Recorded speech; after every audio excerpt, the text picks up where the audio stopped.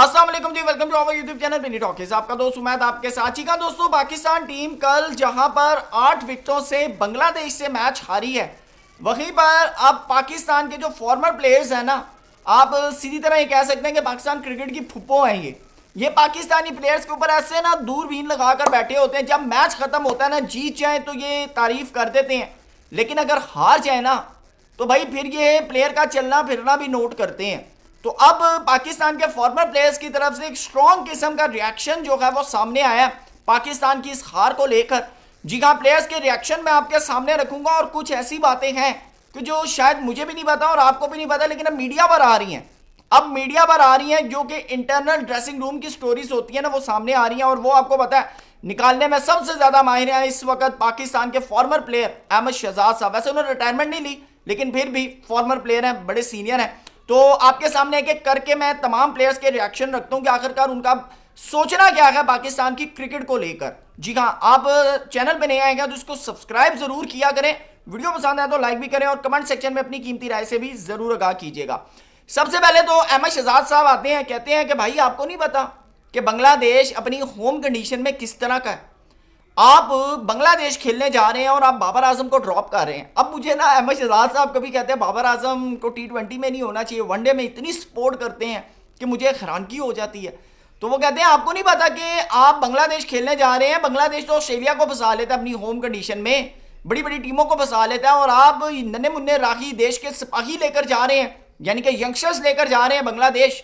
और उन्होंने कहा कि बाबर आजम कितना ज़रूरी था ये आपको बहुत ज़्यादा पता है। उन्होंने कहा ये वही सिलेक्शन कमेटी है जो वर्ल्ड कप से पहले बैठ करना टीम सेलेक्ट कर रही थी और हम उस वक्त चीख रहे थे, और अभी जब इन्होंने टीम सेलेक्ट की और हम चीख रहे हैं, इन्होंने हमारी बात नहीं सुनी, इन्होंने हमारी बात नहीं सुनी, वही काम किया जो इनसे हमें एक्सपेक्टेशंस थी। ये अहमद शहजाद साहब कह रहे हैं। दूसरी तरफ आपको बताऊं कि खास तौर पर हमारे अहमद शहजाद साहब फिर कहते हैं माइक हसन को, कहते हैं माइक हसन साहब आपको बाबर आजम के ओडीआई रिकॉर्ड नहीं पता। Babar Azam genuinely ODI player है, आप उसको ओडीआई के अंदर नहीं रख रहे तो आप गलत कर रहे हैं, आप गलत कर रहे हैं भाई। आप अगर बाबर आजम को ओडीआई नहीं खिला रहे। उसके बाद अहमद शहजाद साहब ने एक बड़ी जबरदस्त किस्म की बात की। उन्होंने कहा जब टीम की सिलेक्शन के अंदर ना वाइफ्स का इन्फ्लुएंस हो, वाइफ्स का इन्फ्लुएंस हो कि वो कहें ये लड़का सलाम बहुत अच्छा करता है, ये लड़का बड़ा इज्जत बड़ी करता है, तो उन्होंने कहा फिर रिजल्ट्स ऐसे होते हैं। अब ये किसके बारे में कह रहे हैं, इन्होंने बहरहाल नाम नहीं लिया। मैं बड़ा परेशान हो गया कि अभी तक तो सेलेक्टर मिसबा यानी कि सरफराज अहमद और हमारे जो असद शफीक साहब हैं, आकिब जावेद साहब हैं, ये हैं। अब इनमें से किसके बारे में बात करें मुझे बहरहाल आइडिया नहीं है, लेकिन फिर भी दूसरी तरफ उन्होंने बाबर आजम के फेवरेट तनवीर साहब कहते हैं बाबर आजम ग्रेटनेस की तरफ जा रहे थे, बर्दाश्त नहीं हुआ, प्री प्लान करके उसको टीम से फारिग करने की कोशिश की गई है, जिसमें कामयाब हुए, लेकिन टीम का बेड़ा गर्क कर दिया, टीम का बेड़ा गर्क कर दिया। वैसे वनडे के अंदर मैं आपको बड़ा क्लियर बताऊं, बाबर आजम वनडे के अंदर ड्रॉप नहीं करते, आपको नहीं करना चाहिए था, आपने किया, आपने अपने पांव पर खुद कुल्हाड़ी मार लिया। दूसरी तरफ इंडिया के ऊपर राशिद लतीफ साहब कहते हैं कि भाई इंडिया के डीएनए के अंदर ना जीत है और हमारे डीएनए के अंदर नॉकआउट यानी कि बाहर होना है, आप अंदाजा लगाएं। और दूसरी बात है कि राशिद लतीफ साहब ने एक और जबरदस्त किस्म की बात की। उन्होंने कहा टॉस हार कर 255 रन करना अगर किसी का काम है ना तो वो टीम इंडिया है। बड़ी तारीफें हो रही हैं जी। दूसरी तरफ दोबारा अहमद शहजाद साहब आते हैं, कहते हैं कैप्टन कहते हैं जी यंग टीम है, सपोर्ट करें, यंग टीम है, सपोर्ट करें, यंगस्टर्स आए हैं। अच्छा वैसे मैंने भी ये बात की थी, लेकिन मैंने सिर्फ शुमाइल हुसैन की, माँ सदाकत की, साहबजादा फरहान की बात की थी और अब्दुल समद की, बाकी मैंने किसी की बात नहीं की। बाकी मैंने कहा रगड़ो रगड़ो इनको रगड़ो। जी हाँ, उन्होंने कहा कि वहीम अशरफ, साहबजादा फरहान, शाहीन अफरीदी, मोहम्मद रिजवान, वसीम जूनियर, इब्रार अहमद, क्या ये यंगस्टर्स हैं? ये लबादा ओढ़ रहे हैं यंगस्टर्स का अपनी नाकामियां छुपाने के लिए, अपनी हार के ऊपर पर्दा डालने के लिए यंगस्टर्स के डेब्यू करवा रहे हैं।